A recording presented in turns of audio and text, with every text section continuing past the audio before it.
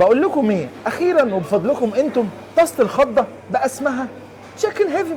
شوف يا صاحبي، طاسه الخضه اخيرا بقى اسمها تشيكن هيفن. بقول لك ايه، اخيرا طاسه الخضه بقى اسمها تشيكن هيفن. تعالوا بقى اوريكم بتتعمل ازاي. هي مكوناتها عباره عن كل انواع الفراخ اللي انتوا بتحبوها، زي صدور الفراخ المدخنه والستريبس السبايسي والستريبس العادي وكمان الكريسبي. يعني تقدر تقول مشكل فراخ من اعلى ما يكون، وكل ده عايم على وش الجبنه سايحه اللي احنا مميزين بيه كمطعم بقالي.